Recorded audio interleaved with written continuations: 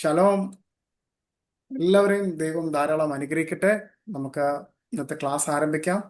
ആരംഭിക്കുന്നതിന് മുമ്പ് നമുക്ക് പ്രാർത്ഥിച്ച് ഇന്നത്തെ ക്ലാസ് ആരംഭിക്കാം. പ്രാർത്ഥിക്കാനായിട്ട്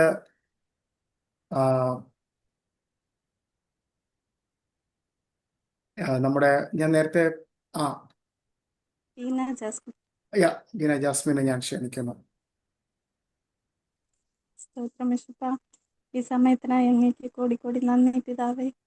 ഇപ്പോൾ ഹീബ്രു ക്ലാസ് ആയിട്ട് ഈ ഓൺലൈൻ ക്ലാസ് ആയിട്ട് നമ്മൾ ഇവിടെ പഠിക്കാൻ ഞങ്ങളെ കൂട്ടിച്ചേർത്ത കൃപയ്ക്കായി നന്ദി. ഈ ഒരാഴ്ച കാലവും ഞങ്ങളെ സുഖഭദ്രമായി കാത്തുവല്ലോ ദൈവമേ. ഒരു ആപത്തനത്വം കൂടാതെ വണ്ണം ഞങ്ങളെ ഭദ്രമായി സൂക്ഷിച്ചതിനായി നന്ദി. ഇപ്പോൾ പഠിപ്പിക്കുന്ന സാറിനെയും അനുഗ്രഹിക്കണമേ യേശുപ്പാ. മകനെയും ബലപ്പെടുത്തണമേ. ഞങ്ങൾക്ക് വേണ്ടിയ ജ്ഞാനത്തെ പറഞ്ഞു തരുവാനായിട്ട് മകനേനെയും ബലപ്പെടുത്തണമേ പിതാവേ. അനേകർക്കിനെയും പ്രയോജനപ്പെടുവാൻ മകനേനെയും ഉപയോഗിക്കണമേ. ഞങ്ങൾക്കും നന്നായിട്ട് പഠിക്കുവാനും അങ്ങയുടെ നാമത്തെ മഹത്വീകരിക്കുവാനും കൃപ ചെയ്യണമേ. തുടർന്നുള്ള നിമിഷങ്ങളിലെല്ലാം അങ്ങ് തന്നെ കൂടെ ഇരുന്ന് ഞങ്ങളെ വഴി നടത്തണമേ. സകലത്തെയും അങ്ങയുടെ കരത്തിൽ സമർപ്പിക്കുന്നു. യേശു ക്രിസ്തുവിൻ മൂലം പ്രാർത്ഥിക്കുന്നു. ആമേൻ. അമേൻ, അമേൻ, അമേൻ. ഷലോം. Thank you so much Beena. അപ്പോ നമുക്കൊരു വാക്യം വായിക്കാം. മീക്ക പ്രവചനം 2:12.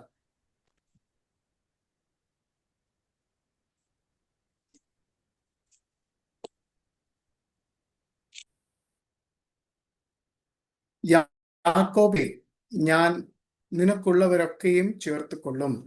ഇസ്രായേലിന്റെ ശേഷിപ്പുള്ളവരെ ഞാൻ ശേഖരിക്കും. തൊഴുത്തിലെ ആടുകളെ പോലെ, മേച്ചിൽ പുറത്തെ ആട്ടിൻ കൂട്ടത്തെ പോലെ ഞാൻ അവരെ ഒരുമിച്ച് കൂട്ടും. അല്പം ഹേതുവായി അവിടെ ഉണ്ടാകും.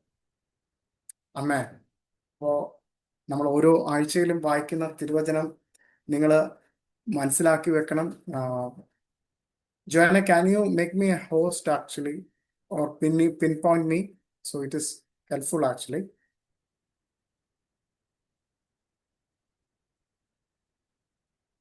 Yeah, thank you. നമ്മൾ ഓരോ ആഴ്ചയിലും വായിക്കുന്ന തിരുവചനങ്ങൾ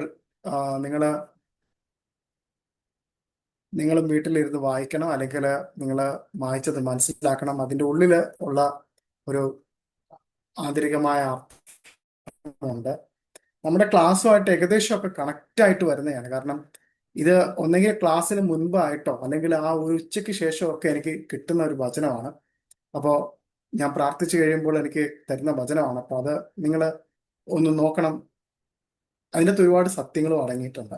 ഞാൻ നോക്കുമ്പോൾ അതിനകത്ത് ഒരുപാട് കാര്യങ്ങൾ എനിക്ക് കാണാൻ കഴിയുന്നുണ്ട്. അപ്പം എന്നെപ്പോലെ അത് നിങ്ങൾക്ക് കാണാൻ കഴിയുന്നുണ്ടോ? ഉണ്ടെങ്കിൽ അങ്ങനെയാണ് വേണ്ടുന്നത്. കാരണം ഗുരുവിന് എന്താണുള്ളത് അത് ശിഷ്യന്മാർക്ക് ഉണ്ടാവണം.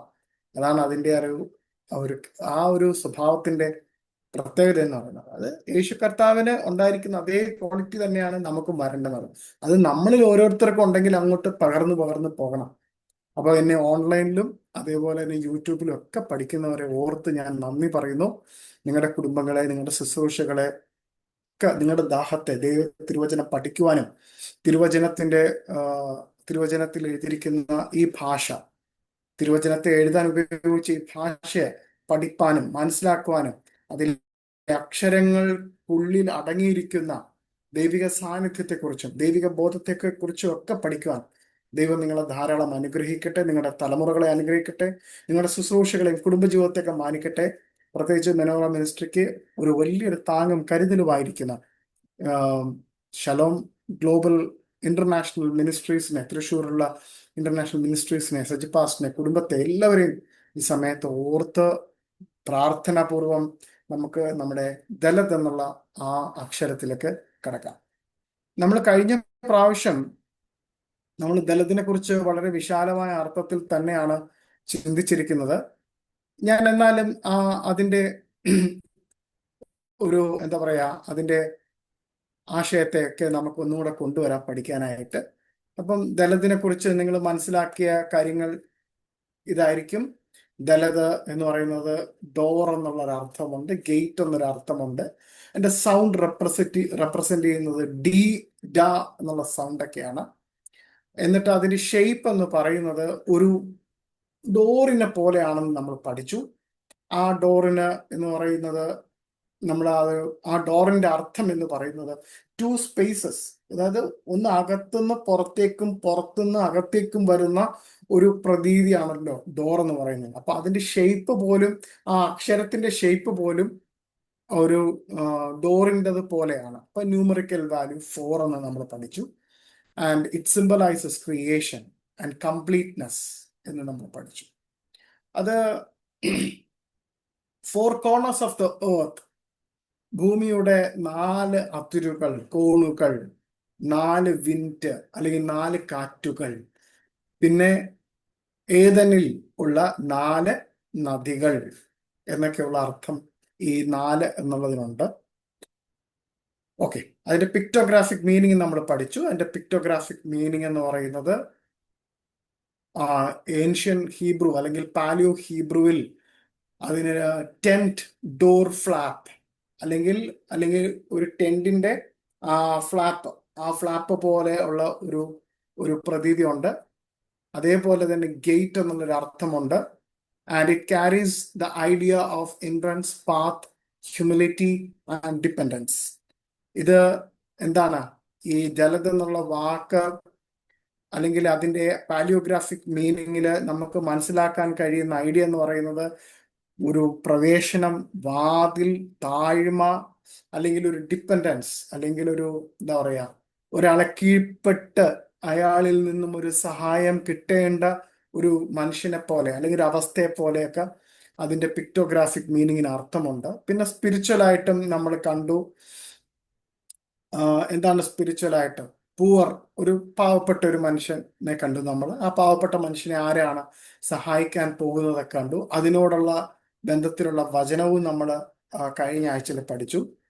മത്തായി എഴുതിയ സുവിശേഷം 5:3, blessed are the poor in spirit for their is the kingdom of heaven എന്ന് നമ്മൾ പഠിച്ചു.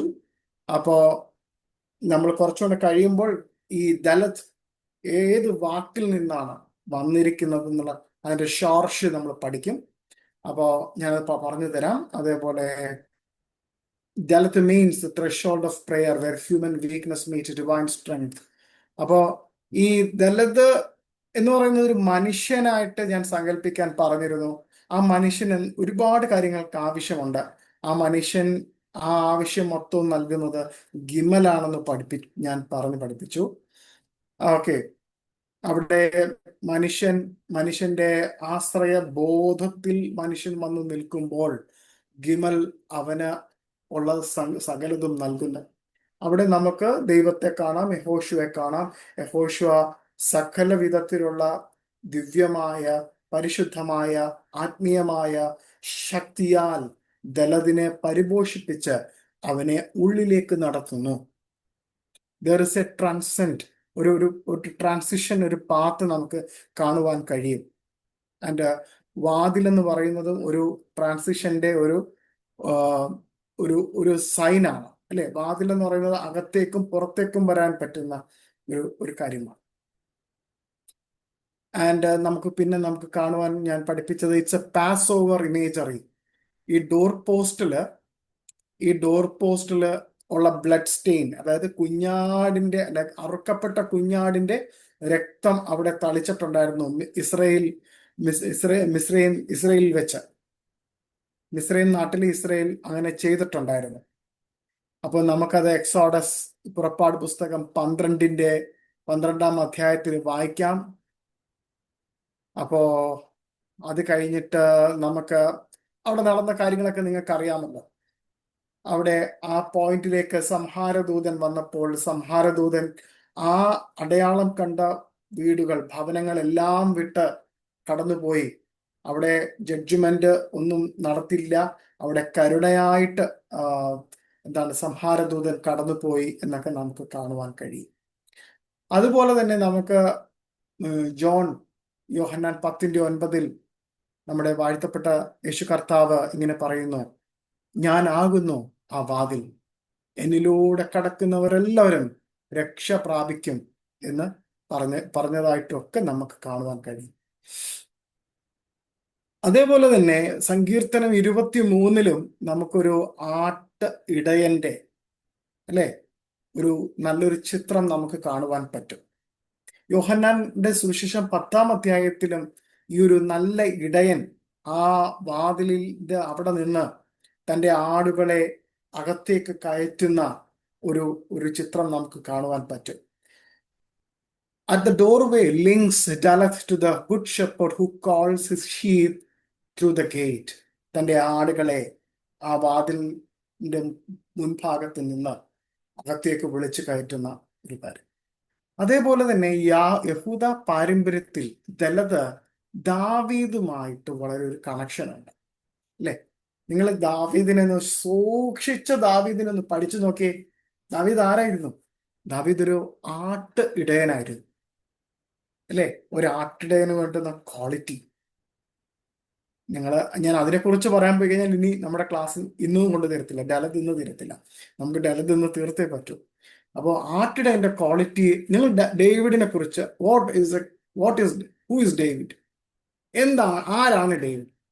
ഡേവിഡിനെ ആ ആട്ടിടയന്റെ ആ പദവിയിൽ നിന്നപ്പോൾ ഡേവിഡ് എന്താണ് ചെയ്തത്? നിങ്ങൾ അസൈൻമെന്റ് ആയിട്ട് അയക്കണമെന്നില്ല, കാരണം അയച്ചാൽ സന്തോഷം. ഞാനത് കണ്ട് മനസ്സിലാക്കി വായിച്ച് ഞാനിവിടെ അത് അടയാളപ്പെടുത്തി വെക്കാം. പക്ഷേ അയച്ചില്ലെങ്കിലും നിങ്ങളുടെ നോട്ട്ബുക്കിൽ ഡേവിഡിനെ കുറിച്ച് പഠനം നിങ്ങൾ തയ്യാറാക്കി വെക്കുന്നത് നന്നായിരിക്കും. ശുശ്രൂഷയോടുള്ള ബന്ധത്തിൽ നിങ്ങളുടെ ഒരു പഠനം എന്നുള്ള നിലയിൽ നിങ്ങളുടെ ദിനവൃത്താന്ത പുസ്തകത്തിൽ നിങ്ങൾ ആ ഡേവിഡിന്റെ സ്വഭാവത്തെ കുറിച്ചിട്ടുള്ള ക്യാരക്ടറിസ്റ്റിക്സ് വളരെ ഡീറ്റെയിൽ ആയിട്ട് ഇന്ന് പഠിച്ചു നോക്കി. ഡേവിഡ് എവിടെയായിരുന്നു? ആരായിരുന്നു? ഡേവിഡ് തള്ളിക്കളഞ്ഞവനായിരുന്നു. ഡേവിഡിനെ പിന്നെ ദൈവം പടിയായിട്ട് ഉയർത്തി. അതിൻ്റെ ഇടയിലൂടെ ദാവീദ് കടന്നുപോയിട്ടുള്ള തീക്ഷ്ണമായ അനുഭവങ്ങള്, നൊമ്പരങ്ങള്, പ്രയാസങ്ങള്, പ്രവാസങ്ങള്, അലച്ചിലുകള്, ബുദ്ധിമുട്ടുകള്, ദൈവത്തോടുള്ള യാചനകള് വളരെ ഡീറ്റെയിൽ ആയിട്ട് പഠിക്കേണ്ട ഒരു വ്യക്തിത്വമാണ്. ബൈബിളിലെ ഓരോ ക്യാരക്ടേഴ്സും വളരെ വളരെ ആഴത്തിൽ പഠിക്കേണ്ടതാണ്. ആ വ്യക്തിനെയാണ് ദൈവം പിന്നെ ഉയർത്തിയത്. എന്തായിട്ട്? ഇത് രാജാവായിട്ട്. ആ രാജാവായിട്ട് ഉയർത്തിയപ്പോൾ ദൈവം എന്താഗ്രഹിച്ചുവോ അതെല്ലാം ഡേവിഡ് ചെയ്തു. പക്ഷെ ഒരു തെറ്റ് കാരണം ദാവീദിനെ കൊണ്ട് ആലയം പണിയുവാൻ അനുവദിച്ചില്ല. അത്ര മാത്രമേ ഉള്ളൂ. പക്ഷെ ബാക്കിയെല്ലാം ഡേവിഡിനെ കൊണ്ട് ചെയ്തു. അതുകൊണ്ട് തന്നെ പ്രിയപ്പെട്ടവൻ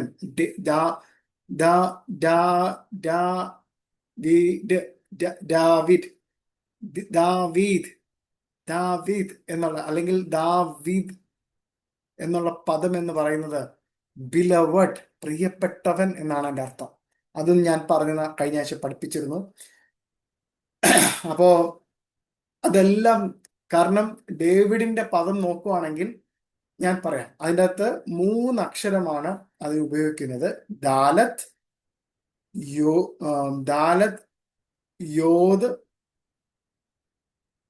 അല്ല, ദാലത്ത് വാവ് ദാലത്ത്, വാവ് ദാലത്ത്. ഈ 3 പദമാണ് ഡേവിഡിന്റെ അതിന് ഉപയോഗിച്ചിരിക്കുന്നത്. അതായത് ദാലത്തിൽ തുടങ്ങി ദാലത്തിൽ അവസാനിക്കുന്ന ഒരു പദം, പ്രിയപ്പെട്ടവനെന്ന അർത്ഥം. അപ്പോ നമ്മൾ അത് കണ്ടു. പിന്നെ നമ്മൾ വാഴ്ത്തപ്പെട്ട കർത്താവ് ദാവീദിന്റെ ഗോത്രത്തിൽ ആണ് പിറന്നത്. നല്ല ഇടയനും രാജാവുമായിട്ട് നമ്മുടെ ഇടയിലേക്ക് വന്നു. ഓക്കെ, അത് കഴിഞ്ഞിട്ട് നമുക്ക് നോക്കുവാനുള്ളത് റെവലേഷൻ 3 വെളിപ്പാട് പുസ്തകം 3:20 നമ്മൾ വായിച്ചു.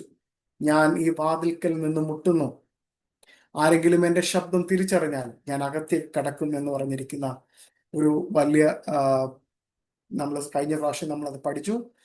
അപ്പോൾ നിങ്ങൾ അത് മനസ്സിലാക്കണം. ഞാനത് എല്ലാം ഇന്ന് ഓടിച്ചു പറയുവാണ്. നമ്മൾ കഴിഞ്ഞ ആഴ്ച പഠിച്ചത് അടുത്തൊരു സെഷനിലേക്ക് കയറാൻ വേണ്ടിയിട്ട്. അപ്പോൾ ഈ ട്രാൻസിഷന്റെ ഒരു സ്പേസ് നമ്മൾ പഠിച്ചു. ഡോർവേ എന്ന് പറയുന്നത്, doorway is not the destination, it's the transition space. അതായത് ഒരു വാതിൽ എന്ന് പറയുന്നത് ഒരു ഡെസ്റ്റിനേഷൻ പോയിന്റ് അല്ല, എത്തിച്ചേരുന്ന ഒരു ഇടമല്ല. ആ എത്തിച്ചേർന്ന ഇടത്തിൽ നിന്നും അകത്തേക്ക് കടക്കുമ്പോൾ ആ അകത്തേക്ക് കടന്ന് തിരിച്ചിറങ്ങുമ്പോഴും നമുക്കൊരു ട്രാൻസിഷൻ ഉണ്ടാവുന്നുണ്ട്. നമ്മുടെ സ്വഭാവത്തിന്, നമ്മുടെ വ്യക്തിക്ക്, നമ്മുടെ വ്യക്തി ജീവിതത്തിന് എല്ലാം മാറ്റങ്ങൾ ഉണ്ടാവുന്നുണ്ട്. അതുകൊണ്ടാണ് നമ്മൾ തെശുവ എന്ന് നമ്മൾ പറയുന്നത്. തെശുവ എന്ന് പറയുന്നത് എബ്രായ ഭാഷയിൽ മാനസാന്തരത്തിന് ഉപയോഗിക്കുന്ന ഒരു വാക്കാണ്. അതായത് നമ്മൾ ഇതുവരെ വന്നിരിക്കുന്ന പൊസിഷനിൽ നിന്നും മാറി തിരിഞ്ഞ് ദൈവത്തിന്റെ വാതിലിലേക്ക് കടക്കുക. അവിടെ പ്രാകൃത മനുഷ്യനിൽ നിന്നും ആത്മീയ മനുഷ്യനിലേക്കുള്ള ഒരു നീണ്ട പ്രയാണമാണ്. അതിനെക്കുറിച്ച് വളരെ വ്യക്തമായിട്ട് പൗലോസ് അപ്പോസ്തലൻ റോമാക്കാർക്ക് എഴുതിയ ലേഖനത്തിലും 1 കൊരിന്ത്യരിലുമൊക്കെ അതിനെക്കുറിച്ച് പ്രതിപാദിക്കുന്നുണ്ട്. ഓക്കെ, ഞാൻ അടുത്തതിലേക്ക് പോകാം. അതിന്റെ ന്യൂമറിക്കൽ വാല്യൂ എന്ന് പറഞ്ഞ് നമ്മൾ പഠിച്ചു. നിങ്ങൾക്ക് എല്ലാവർക്കും അറിയാം എന്താണ് 4 സുവിശേഷങ്ങൾ. 4 റെപ്രസെന്റഡ് യൂണിവേഴ്സൽ വിശ്വത്തെ അല്ലെങ്കിൽ വിശ്വോത്തരത്തെ കാണിക്കുന്ന അല്ലെങ്കിൽ അടയാളപ്പെടുത്തുന്ന, വിശ്വോത്തരത്തെ പ്രതിനിധീകരിക്കുന്ന ഒരു സംഖ്യയാണ് 4. 4 സുവിശേഷങ്ങൾ, 4 ദിക്കുകൾ, വെളിപ്പാട് പുസ്തകത്തിലെ 4 ജീവികൾ. അതേപോലെ തന്നെ ദലത് എന്ന് പറയുന്നൊരു വാതിൽ എന്നുള്ളത് പഠിച്ചു നമ്മൾ. ത്രൂ ദലത് അല്ലെങ്കിൽ the door, God gift of salvation is made available to all nation. ദൈവത്തിന്റെ എന്താ പറയാ രക്ഷ, വീണ്ടെടുപ്പ്, അത് സകല വിധത്തിലുള്ള ലോകത്തിലേക്കും, ഭാഷയിലേക്കും, വംശത്തിലേക്കും, ഗോത്രത്തിലേക്കും എല്ലാം തുറക്കപ്പെട്ടു. ഇപ്പോൾ അത് തുറന്നിരിക്കുകയാണ്, എല്ലാവർക്കുമായിട്ട് തുറന്നിരിക്കുകയാണ്. ആരൊക്കെ അത് കേട്ട് അകത്തേക്ക് വരുന്നുവോ അവർക്ക് രക്ഷയുണ്ട്. ആ ഒരു കാലഘട്ടത്തിലാണ് നമ്മൾ ഓരോരുത്തരും ജീവിക്കുന്നത്. അതേപോലെ തന്നെ നമ്മൾ പഠിച്ചു theological reflection. Dalet embodies the paradox. ഒരു വൈരുദ്ധ്യവും കൂടി അതിനുണ്ട്. സ്മോൾ, ഹംബിൾ, വീക്ക് എന്നൊക്കെയുള്ള ഒരു അർത്ഥമുണ്ട്. അതായത് ചെറിയവൻ, വളരെ കഷ്ടം പിടിച്ചവൻ, അല്ലെങ്കിൽ ഹംബിളായിട്ട് താഴ്മയുള്ളവനാന്നൊക്കെയുള്ള അർത്ഥം പഠിച്ചു നമ്മൾ. അതായത് ദൈവത്തിന്റെ ആ എൻട്രി പോയിന്റിൽ നിന്നും നമ്മൾ അകത്തേക്ക് കടക്കുമ്പോൾ നമ്മൾ ഇത്രയും നാളും അവശതയിൽ നിന്ന് നമ്മൾ ശക്തരായിട്ട് തീരുന്നു. നമ്മൾ കുനിഞ്ഞു നിന്നവർ ഉയർന്നു നിൽക്കുന്നു, ക്ഷീണിച്ചു നിന്നവർ ബലവാന്മാരാകുന്നു, ചെറിയവന്മാർ വലിയവന്മാരാകും. ഈ ഒരു ട്രാൻസിഷൻ പോയിന്റും കൂടി ആ വാതിൽ ജലതെന്നുള്ള അർത്ഥമുണ്ട്.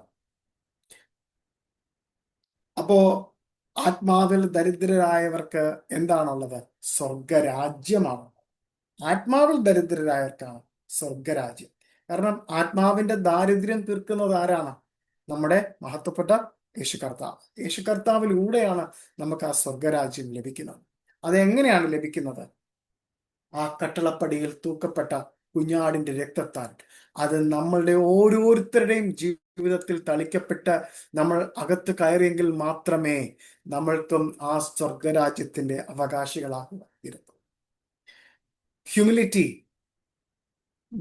പാസ് ഓവർ ബ്ലഡ്, ഹ്യൂമിലിറ്റി, താഴ്മ, poor, meek, pass over blood, salvation, the shepherd, guidance and protection, messiah as the door. Yohannan 10:9. Dalet വെറും ഒരു വാക്കല്ല, അത് കാണിക്കുന്നത്, ചിത്രീകരിക്കുന്നത് രക്ഷയുടെ ഒരു വലിയ വാഗ്ദത്തം കൂടിയാണ്. അപ്പോൾ നിങ്ങൾക്ക് ഞാനൊരു ഇൻട്രോ ക്ലാസ് പോലെ നമ്മൾ കഴിഞ്ഞ ആഴ്ച പഠിച്ചത് ഒന്നും കൂടെ ഞാൻ ആവർത്തിച്ചെന്നേ ഉള്ളൂ. നമ്മൾ കഴിഞ്ഞ ആഴ്ച പഠിച്ചു നിർത്തിയത് മിസ്റ്റിക്കൽ സോഡ് എന്നുള്ള ആ ഭാഗമാണ്. അവിടുന്ന് നമുക്ക് ഇനിയും പഠിക്കാനുള്ളത് ഈ ദലത് എന്ന് പറയുന്നത്, ഞാൻ അത് എഴുതി കാണിച്ചായിരുന്നല്ലോ. അത് എഴുതി കാണിച്ചത് അതിൻ്റെ 2 മെയിൻ സ്ട്രോക്സ്. ഒന്ന് മേളിൽ ഇങ്ങനെ വരയ്ക്കുന്ന ഒരു വരയുണ്ട്, ഒരു റൂഫിന്റെ വര.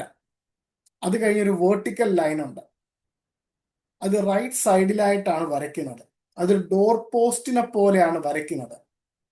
നമ്മൾ പെട്ടെന്ന് അതിൻ്റെ ഈ ബുക്ക് ഫോം നോക്കുമ്പോൾ ഒരു റേഷിനെ പോലെയൊക്കെ നമുക്ക് കൺഫ്യൂസ് ചെയ്യാം. റേഷ് എന്നുള്ള ഒരു അക്ഷരം നമ്മൾ പഠിക്കുന്നുണ്ട്, ആ റേഷ് ആയിട്ട് നമുക്ക് തോന്നാം. പക്ഷെ നിങ്ങൾ സൂക്ഷിച്ചു നോക്കണം, ജലതിൻ്റെ ആ സൈഡിൽ ഒരു ചെറിയൊരു മുഴപ്പുണ്ടാവും. ആ മുഴപ്പ് കാണുമ്പോൾ നിങ്ങൾ മനസ്സിലാക്കിക്കോണം, അത് ദലതാണ്. റേഷ് എന്ന് പറയുന്നത് ഇങ്ങനെ തടകി ഒരു മനുഷ്യന്റെ അല്ലെങ്കിൽ ഒരു ഒരു വ്യക്തിയുടെ ഈ ഈ ഭാഗം ഉണ്ടല്ലോ, ഇവിടെ ഇങ്ങനെ തടവി വരുമ്പോൾ കിട്ടുന്ന ആ ഒരു റൗണ്ട് ഷേപ്പ് ഉണ്ടല്ലോ, ഒരു സ്കള്ളിന്റെ റൗണ്ട് ഷേപ്പ്, ആ ഷേപ്പാണ് റേഷൻ ഉണ്ടാകുന്നത്. ആ ഒരു ഷേപ്പ് ഡലതിന് ഉണ്ടാകത്തില്ല. അത് നിങ്ങൾ മനസ്സിലാക്കണം. Dalet corner is sharp, not rounded. അപ്പൊ അത് നിങ്ങൾ മനസ്സിലാക്കണം. This tiny difference hold between spiritual weight. ഈ ഡലത്ത് എന്ന് പറയുന്നത് എന്താണ്? ഡോർ, ഡാൽ, ആൻഡ് ഓപ്പണിംഗ് എന്നൊരർത്ഥം. ഡാൽ എന്നുള്ളൊരു മൂലപദമാണ്. ഞാൻ അതിലേക്ക് വരുന്നുണ്ട്, നിങ്ങൾ ജസ്റ്റ് ഒന്ന് കേട്ടോ, പറ്റുമെങ്കിൽ നിങ്ങൾ എഴുതിയിട്ടോ. Dal, door and opening. And റേഷ്, റേഷ് എന്നതിന്റെ അർത്ഥം നമ്മൾ പഠിക്കും, വിശാലമായ അർത്ഥത്തിൽ പഠിക്കും. ഇപ്പോൾ ജസ്റ്റ് എവിടെയെങ്കിലും അത് എഴുതിയിടാൻ പറ്റുമെങ്കിൽ എഴുതിയിട്ടോ. റേഷിന്റെ അർത്ഥം എന്ന് പറയുന്നത് ഹെഡാണ്. നമ്മൾ റോഷ് ഹഷന എന്ന് നമ്മൾ പറഞ്ഞു. റേഷ് എന്ന് പറയുന്നത് ഹെഡ് എന്നാണ്, അല്ലെങ്കിൽ ഏറ്റവും ഉന്നതമായ അല്ലെങ്കിൽ ഉയർന്നു നിൽക്കുന്ന എന്നൊക്കെ അർത്ഥമുണ്ട്. അപ്പോ റേഷ് ഹെഡ്, ദ പ്രൗഡ് എന്നൊക്കെ അർത്ഥമുണ്ട്. അഭിമാനത്തോട് നിൽക്കുന്ന എന്നൊക്കെ അർത്ഥമുണ്ട്. The sharp corner of the delath make its humble, bent and receptive.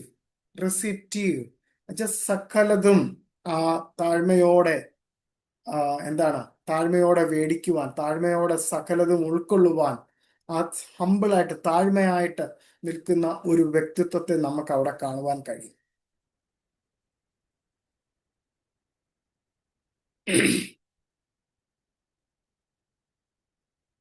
Okay, നമ്മൾ നേരത്തെ പഠിച്ചതുപോലെ ന്യൂമറിക്കൽ വാല്യൂവിന്റെ ആ ഭാഗത്ത് പോവാണെങ്കിൽ നമ്മൾ പഠിച്ചു റെപ്രസെന്റ്സ് ദ 4 ഡയറക്ഷൻ, അതായത് ഭൂമിയുടെ 4 അതിരുകൾ, north, south, east and west. അതേപോലെ തന്നെ ഞാൻ എപ്പോഴും പറയാറുള്ളത്, നമ്മൾ ഇനിയും അതിലേക്ക് വരുന്നുണ്ട്, അതുകൊണ്ടാണ് ഞാൻ അതിലേക്ക് കൂടുതൽ പോകാത്തത്. The 4 letters of divine name, മഹത്വത്തിന്റെ ദിവ്യമായ ആ നാമത്തിന്റെ പേര് യാഹ്വേ. 4 വാക്കുകളാണ്. യോദ് ഹേ വാവ് ഹേ, 4 വാക്കുകളാണ്. അപ്പോൾ അതിനെക്കുറിച്ച് ഞാൻ ആഴത്തിൽ പഠിപ്പിക്കുന്നുണ്ട്, പക്ഷെ നിങ്ങൾ അത് ജസ്റ്റ് ഒന്ന് എഴുതി വെച്ചോ. ദിവ്യമായ നാമത്തിന്റെ 4 അക്ഷരങ്ങൾ. അതേ കണക്ക് തന്നെ the 4 cups of pass over, പെസഹായിലെ 4 കപ്പുകൾ. ഞാൻ ഇപ്പൊ പറയുന്ന കാര്യം ആരെങ്കിലും നമ്മുടെ 22 അക്ഷരങ്ങളും 5 സോഫിയത്ത് ലെറ്റേഴ്സും അത് കഴിഞ്ഞ് വായിപ്പിക്കാനുള്ള സംഭവങ്ങളും ഗ്രാമർ പോർഷനും എല്ലാം എടുത്തു കഴിഞ്ഞ് നമുക്ക് സമയമുണ്ടെങ്കിൽ നിങ്ങൾ എന്നെ ഓർമ്മിപ്പിക്കുകയാണെങ്കിൽ, the 4 cups of pass over, Yeshu കർത്താവ് എത്ര കപ്പ് വീഞ്ഞു കുടിച്ചിട്ടുണ്ടാകും? അതിനെക്കുറിച്ച് ഞാൻ പറഞ്ഞു തരാം. കഴിഞ്ഞ പ്രാവശ്യവും നമ്മുടെ വിദ്യാർത്ഥികൾ ഇത് ചോദിച്ചപ്പോൾ, ഈ സംശയം ചോദിച്ചപ്പോൾ ഞാനത് പറഞ്ഞു കൊടുത്തിട്ടുണ്ടായിരുന്നു. കാരണം ഈ ക്ലാസ്സിൽ നമ്മൾ പറഞ്ഞില്ലേ, ഇങ്ങനെയുള്ള ചെറിയ ചെറിയ കാര്യങ്ങളുണ്ട്. അത് പറയാൻ നിന്ന് കഴിഞ്ഞാൽ നമ്മൾ ഈ ക്ലാസ് ഇങ്ങനെ നിൽക്കത്തില്ല, നമ്മൾ ഇങ്ങനെ കടന്നു പോകും. അതുകൊണ്ട് നിങ്ങൾ എഴുതി വെച്ചോ, the 4 cups of pass over, പെസഹായിലെ 4 പാനപാത്രം. The 4 questions, the 4 corners of the earth. Okay, അത് കഴിഞ്ഞിട്ട് ദ സിംബലിസം നമ്മൾ നേരത്തെ പഠിച്ചായിരുന്നു. എന്ത് പഠിച്ചു? The formation of the dalet. അപ്പൊ അതിന്റെ ഷേപ്പിന്റെ ആ സിംബലില് എന്താണ് അർത്ഥമാക്കുന്നതെന്ന് പറയാം. ഞാൻ നേരത്തെ പറഞ്ഞു, നമ്മുടെ ഡലത്ത് എഴുതുമ്പോൾ ദ ടോപ്പ് ഹൊറിസോണ്ടൽ ലൈൻ, അത് കണക്കാക്കുന്നത് എന്താണ്? ദി റൂഫ് ഓഫ് ഹെവൻ, സ്വർഗത്തിന്റെ മേൽക്കൂര എന്നുള്ളൊരു അർത്ഥം അതിനുണ്ട്. ആൻഡ് ദ വേർട്ടിക്കൽ ലൈൻ എന്തുവാ? വേർട്ടിക്കലായിട്ട് ഇങ്ങനെ വരച്ചിരിക്കുന്ന ഒരു വരയുണ്ട്. എന്തുവാ? A man standing under heaven, ഒരു മനുഷ്യൻ സ്വർഗത്തിന് താഴെ നിൽക്കുന്ന ഒരുവനായിട്ട്.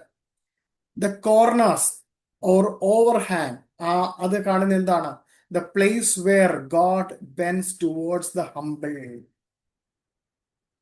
ദൈവം എത്ര താഴ്മയോടെ എളിമയോടെ അവിടെ നിൽക്കുന്നു എന്നത് കാണിക്കാനായിട്ടാണ് the corner, the place where God bends towards the humble. അതായത് താഴ്മയുള്ളവനിലേക്ക് കുനിഞ്ഞ് ദൈവം വരുന്ന ആ ഒരു പ്രതീകത്തെയാണ് അവിടെ കാണിക്കുന്നത്. ഡെലപ്സ്, നമ്മൾ അടുത്തത് ഒരു സ്പിരിച്വൽ ഇൻസൈറ്റും കൂടെ നമ്മൾ പഠിക്കാൻ പോവാണ്. അതായത് ഡെലപ്സ് come from the root dal എന്നുള്ളൊരു വാക്ക്. ഡാൽ, അതായത് ഡാൽ എന്ന് പറയുന്നത് ദലത്ത് എഴുതിയിട്ട് ലമേദ് എന്ന് പറഞ്ഞൊരു അക്ഷരമുണ്ട്. ലമേദ്, അതും കൂടെ എഴുതുമ്പോഴാണ് ഡാൽ എന്നുള്ള പദം വരുന്നത്. അതിന്റെ അർത്ഥം പുവർ, വീക്ക്, നീഡി എന്നൊക്കെയാണ്. അപ്പോ അതെന്തിനാ കാണിക്കുന്നത്? It shapes bend and small. അതിന്റെ ഷേപ്പ് എന്ന് പറയുന്നത് ഇങ്ങനെ വളഞ്ഞ് നിൽക്കുന്നതായിട്ടാണ് കാണിക്കുന്നത്. അത് കാണിക്കുന്നത് വീണ്ടും എന്താണ്? താഴ്മയും അല്ലെങ്കിൽ ഔദാര്യതയോടെ ഒരു ആവശ്യമുള്ള ഒരു വ്യക്തിയെ പോലെ അവിടെ ആ താഴ്മയായിട്ട് നിൽക്കുന്നു. ഞാൻ നേരത്തെ പറഞ്ഞതുപോലെ പുറപ്പാട് പുസ്തകം 12, യോഹന്നാൻ 10:9 വീണ്ടും വീണ്ടും ഞാൻ പറയുവാണ് മനസ്സിലാക്കാനായിട്ട്.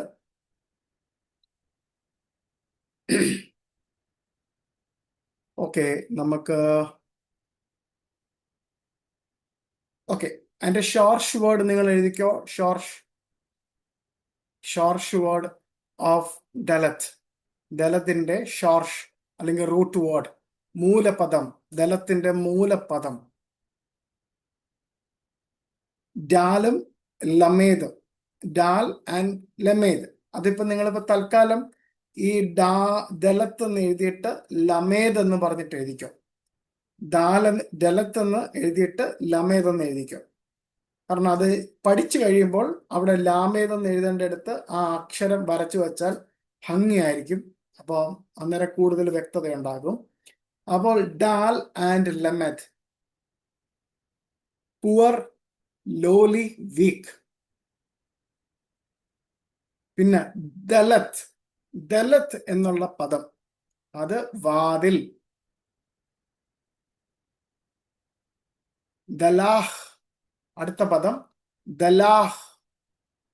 ദലാഹ് എന്ന് വെച്ചാൽ to draw up like water from the well. അതായത് എന്താ ടു ഡ്രോ അപ്പ് എന്ന് പറയുമ്പോൾ നമ്മൾ പൊക്കിയെടുക്കുക, താഴ്മയിൽ നിന്നും ഉയർച്ചയിലേക്ക് പൊക്കിയെടുക്കുക. ഈ വെള്ളം എടുക്കുന്ന ഒരു ഇതുണ്ടല്ലോ, തൊട്ടി കിണറ്റിലിട്ടിട്ട് ഇങ്ങനെ പൊക്കിയെടുക്കുന്ന ആ ഒരു അർത്ഥമാണ് അവിടെ വരുന്നത്. Dalet root shows both poverty and the doorway to lifting up. Dalet എന്ന് പറഞ്ഞിരിക്കുന്ന ആ അക്ഷരത്തിന്റെ മൂലപദം കാണിക്കുന്നത് ഒന്ന് ദാരിദ്ര്യത്തെ, കഷ്ടതയെ, താഴ്മയെ, എളിമയെ ഒക്കെ കാണിക്കുന്നു. അടുത്തത് കാണിക്കുന്നത് ഒരു ഡോർവേ കാണിക്കുന്നത്. അടുത്തത് കാണിക്കുന്നത് താഴ്ചയിൽ നിന്നും പൊക്കിയെടുക്കുന്നതായിട്ടുള്ള ഒരു ചിത്രം അവിടെ കാണിക്കുന്നു.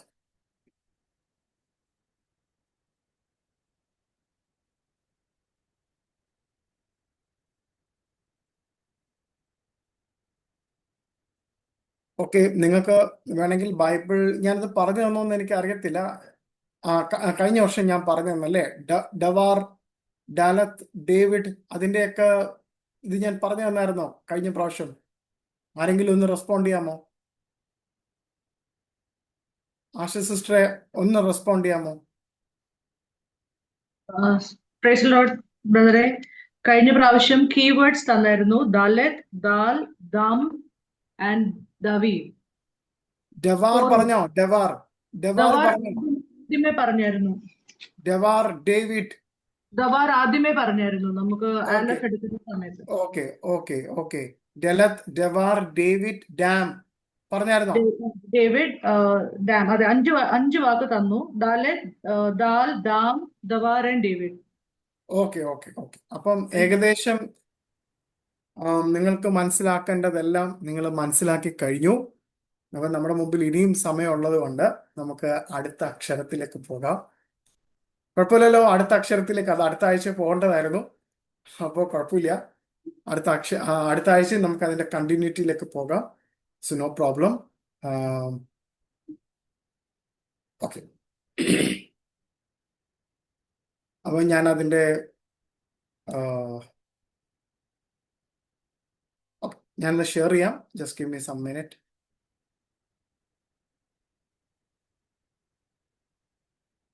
ജോന, അങ്ങനെയാണെങ്കിൽ ഒന്ന് റെക്കോർഡിംഗ് കട്ട് ചെയ്യാമോ? ഞങ്ങളുടെ നല്ല സ്വർഗീയ പിതാവെ, അനുഗ്രഹീതമായ സമയത്തെ ഓർത്ത് ഞങ്ങൾ സ്തോത്രം ചെയ്യുന്നു. വളരെ നല്ല പ്രയോജനകരമായിട്ടുള്ള ഒരു അന്തരീക്ഷം പഠിക്കുവാൻ ഞങ്ങൾക്ക് തന്നതിനെ ഓർത്ത് സ്തോത്രം. വളരെ അർത്ഥവും ആരോഗ്യപരമായിട്ടുള്ള കർത്താവെ ഒരു പലതരത്തിലുള്ള ഒരു ചോദ്യോത്തരങ്ങളും കർത്താവ് ഞങ്ങൾക്ക് സംസാരിക്കുവാനും നിർദ്ദേശങ്ങൾ പങ്കുവെക്കുവാനും ഒക്കെ ഞങ്ങൾക്ക് തന്നതിനെ ഓർത്ത് ഞങ്ങൾ ദൈവത്തിന് നന്ദി പറയുന്നു. വരുന്ന ഒരാഴ്ചക്കാലം ഞങ്ങളെ അവിടുത്തെ ചിറകിന്റെ മറവിൽ മറയ്ക്കണമെന്ന് പ്രാർത്ഥിക്കുന്നു. അവിടുത്തെ ക്ഷേമത്തോടെ, സമാധാനത്തോടെ, ഐശ്വര്യത്തോടെ, കർത്താവ് കൃപയോടെ, പ്രാർത്ഥനയോടെ ഒക്കെ നിൽപ്പാൻ ഞങ്ങളെ സഹായിക്കണമെന്ന് പ്രാർത്ഥിക്കുന്നു. കർത്താവ് പങ്കെടുത്ത ഈ എല്ലാ കുടുംബങ്ങളെയും അനുഗ്രഹിക്കണമേ. ഞങ്ങളുടെ ഇടയിൽ കർത്താവെ ഹല്ലേലൂയ ശക്തന്മാരായ അഭിഷക്തന്മാരുണ്ടപ്പ, അവരെല്ലാവരും അവരുടെ ശുശ്രൂഷകളെല്ലാം മാനിക്കണമേ. അവർ ആയിരിക്കുന്ന ഇടങ്ങളിൽ അവരെ ശക്തിയോടെ എൻ്റെ മഹത്വത്തിന്റെ ദൈവം അവർ ഉപയോഗിക്കുന്നതിനായി സ്തോത്രം. കർത്താവെ, ഇവർ പഠിക്കുന്ന ഓരോ കാര്യങ്ങളും അവരുടെ ജീവിതത്തിലും അവരുടെ ശുശ്രൂഷ ജീവിതത്തിലും അവരുടെ കുടുംബത്തിലും അവരുടെ മക്കളുമായിട്ടുള്ള ജീവിതത്തിലും എല്ലാം അവിടുന്ന് ബന്ധിപ്പിക്കണമേ എന്ന് പ്രാർത്ഥിക്കുന്നു. വലിയൊരു കൃപയാൽ അവരെ നടത്തുമാറാകണമെന്ന് പ്രാർത്ഥിക്കുന്നു. കർത്താവെ, അടിയന്റെ പ്രാർത്ഥന കേൾക്കുന്ന അനേകം മക്കള് യൂട്യൂബിലൊക്കെ ഉണ്ടപ്പ പഠിക്കുന്നത്. അവരെല്ലാവരെയും അനുഗ്രഹിക്കണമേ. അവരെ വ്യക്തികളായിട്ട് എനിക്ക് അറിയത്തില്ല, പക്ഷേ അവരെയും ഓർത്ത് അവരുടെ ജീവിതത്തിലുള്ള അവർ നേരിടുന്ന ഓരോ പ്രശ്നങ്ങളെയും ഓർത്തൊക്കെ ഞാൻ പ്രാർത്ഥിക്കുന്നു. ദൈവം അവരെല്ലാവരെയും സാന്ത്വനിപ്പിക്കട്ടെ, അവരെ കണ്ണീരുകളെ തുടപ്പിക്കട്ടെ, അവർക്ക് ആശ്വാസം നൽകട്ടെ. കൃപയാൽ കൃപയാൽ കൃപയാൽ രക്തത്തിന്റെ മറവിൽ അവരെ നിർത്തുമാറാകട്ടെ എന്ന് പ്രാർത്ഥിക്കുന്നു. യഹോശുവയുടെ നാമത്തിൽ പ്രാർത്ഥിക്കുന്നു. കൃപയോട് കേൾക്കണം നല്ല സ്വർഗീയ പിതാവേ. അമേൻ, അമേൻ, അമേൻ. ഷലോം.